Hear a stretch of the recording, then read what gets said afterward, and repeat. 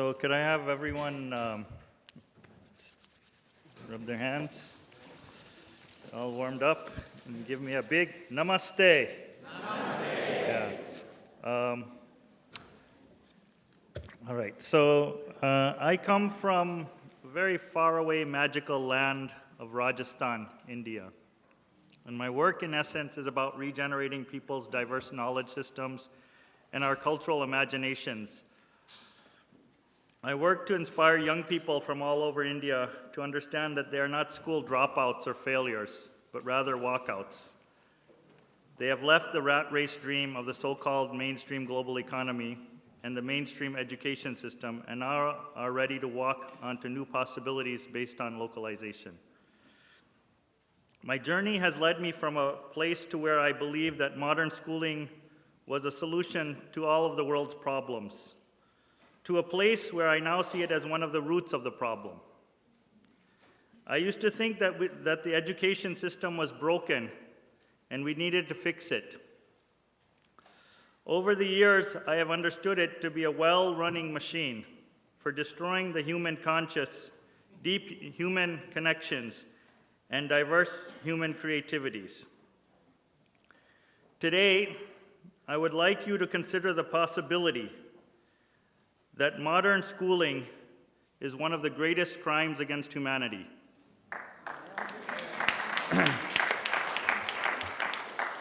It brands millions of innocent children.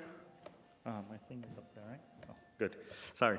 It brands millions of innocent children as failures and renders many diverse ways of knowing and expressing as invisible. It forces people into the global economy while destroying their options for other ways of living. The Millennium Development Goals and the new Sustainable Development Goals, both which may have been drafted with very beautiful intentions, further perpetuate this monoculture of the mind and urgently require deeper debate and rethinking. We understand that cultural diversity is deeply related to ecological diversity. So we need to ask this question around whose knowledge matters, and how do we make space for genuine dialogue between different ways of knowing. So I'd like to start my presentation now by transporting you to New Delhi a few days ago. I was with over 5,000 small farmers and representatives of several social movements from all over the country who had marched to challenge the new executive order by Prime Minister Narendra Modi, which overturned certain key provisions of the Land Acquisition Act. Restrictions on buying land are cited among the barriers holding up projects worth almost $300 billion in sectors such as rail, steel, mining, and roads. So in a push to placate corporate investors, the new government decided to step in and remove its own transparency and safeguards, like the need for obtaining the consent of affected landowners and carrying out social impact assessments when it wishes to acquire private lands. So on Parliament Street, these 5,000 plus mostly uneducated folk slept on the road, waiting to hear whether the government was willing to review their appeal. Their beds consisted of a thin plastic cement bag on the cold ground. The neon red traffic light, flashing all night, was a reminder of the restlessness of city life. 24 hours later, their demands were turned away by the government. This was expected because a dilution of the critical provisions of the ordinance would have compromised Mr. Modi's image as a tough, decisive global leader, besides disappointing his key constituency of big business. But facing opposition from allies and amid fears of being branded as anti-farmer, the government softened its stand a bit on the Land Acquisition Act, saying that it's open to accepting good suggestions on their land reforms. During this time, the issue was framed as small farmers versus development. The finance minister warned, don't create an environment where infrastructure and industry become bad words. Several arguments were debated in the media which are worth observing. So one is, these villagers are uneducated and therefore unqualified to know what was best for their communities. They are being misguided by anti-national activists. Another observation was, these people do not want to do farming anymore. Farming accounts for very little of their daily income. The educated youth wants to sell their small parcels of land and move to the city. Another observation was, there are 180 million educated youth coming into the workforce in the next 10 years. We need to jumpstart more large-scale factories and special economic zones so that we can provide jobs to these young people and stave off massive unemployment. Removing barriers to land acquisition is the key to more development and economic growth. As you can see, the links between the dominant global economy and modern schooling run very, very deep. The moral basis of corporate rule and unlimited economic growth rests on the rationale of the white man's burden. Basically, it was our moral duty to civilize the illiterate savages by providing education to them, lest we be accused of violence, exploitation, theft, rape, etc. We had in one swift blow silenced their wisdom by deeming them as uneducated and incapable, and empowered ourselves to assume control of their resources and guide them on how to lift themselves from poverty and become a quote-unquote developed, democratic, healthy, and now in these days, sustainable society. On top of this is our moral duty to provide formal sector jobs to all those unemployed who have been educated away from local agriculture and local crafts. To carry this out, the dominant logic tells us that we need more economic growth and need to invite more foreign direct investment, trade, and multinational corporations to do this. The goals of education, development, and progress cannot be questioned. There is no alternative. Our imagination is trapped in a vicious cycle of reform. So I spent some time talking with the protesters. I asked them about their homes, their lands, and their families. They told me that the land and farming is very important to them. They do not want to sell it, even if it paid more money. I asked them why their kids have not come with them to participate in this important protest. They tell me it is because they are in school. I silently wonder whether the next generation of school-going villagers will have the same love of their lands and deep solidarity bonds to their communities.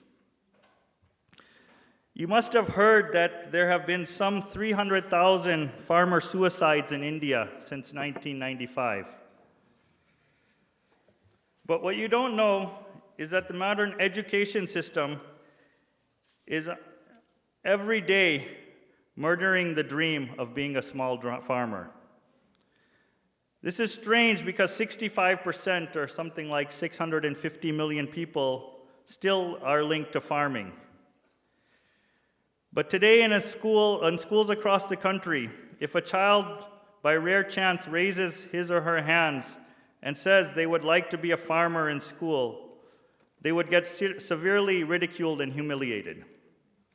The only professions worth aspiring for are doctors, IT engineers, or government servants. White-collar jobs are portrayed as more prestigious for marriage prospects. Let me give you a few more examples of what I've seen in village India. The culture of schooling teaches children that their elders did not know how to farm properly and were not capable of managing their own affairs without the state. Manual work with the hands is shameful and drudgery. Sweating is bad unless it happens in a gym.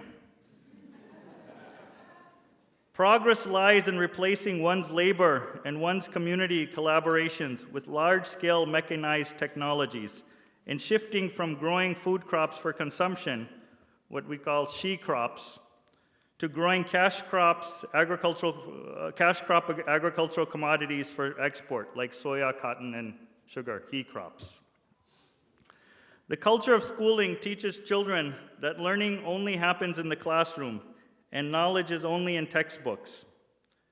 What is worth knowing is what appears on the black and white examination papers.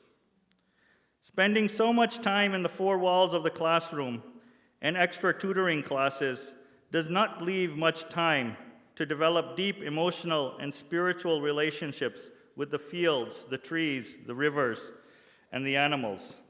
So these slowly shift from being family members to becoming commodities.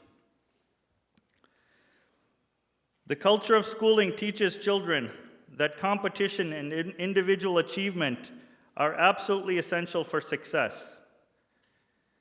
In a system based on harsh external authority, children lose trust in themselves and in each other. This has led to a breakdown of the joint family system and commoning bonds of mutual sharing, caring, and collaboration. It is amazing to see how rapidly the idea of family changes in one generation of schooling. From in the time of, I would say, my father, if you ask people to visualize what their family was, they would have about an image of at least 100 to 200 people in the image. And today, for most children, the family image is 2 parents and 2 kids.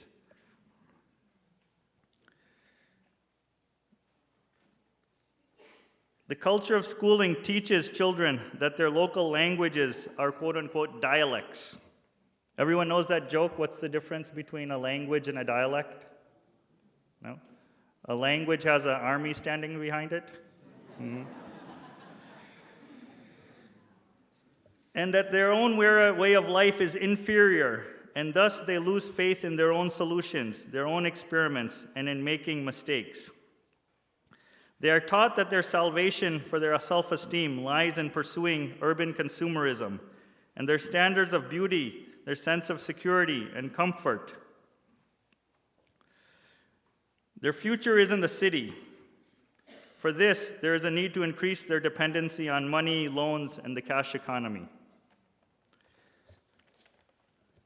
The culture of schooling teaches children that food should be standardized and generic. Our sense of taste has been colonized, particularly by white flour and sugar, provided by the government midday meal food program. We have lost the real and subtle taste of many things. And I remember actually hearing that a few years ago earlier, some communities in Rajasthan had rejected free Monsanto maize when they discovered that neither their animals nor themselves liked the taste of the new variety. The politics of the living palate was very much alive. I hope you can see how modern education has been critical to the demise of human-scale farming and enslaving us into the global economy. In India today, we are seeing a new role for government school teachers in the great land grab. They are becoming the new land mafia brokers in villages between urban private developers and the villagers, because they have access to the government bureaucracy, and they also have access to capital due to their salaries, and they have relationships with the villagers. So they're primed right in the middle to help in large-scale land grabs. So anyways, in conclusion, I don't think that I don't believe that a genuine localization movement can be built unless we radically rethink education as a system.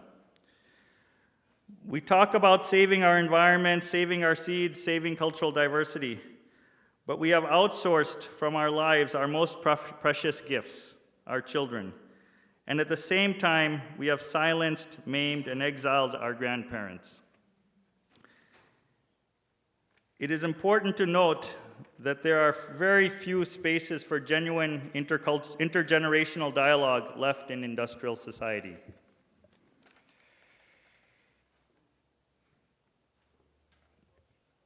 So I would just like to conclude by highlighting that there's a growing movement around the world towards the idea of people's universities, and I've been involved with co-founding one of these 5 years ago. These are very conscious attempts to both strip away the moral legitimacy of formal schooling and to resituate the idea of the university in people's diverse knowledge systems. We are trying to rebuild our cultural confidence that we can even question the idea of education. And a lot of important work today in this regard must be around unlearning. That is, unraveling the fundamental beliefs and assumptions which we have built modern industrial society on. So I think that I will just wrap it up there and have more when we have questions. Thank you so much.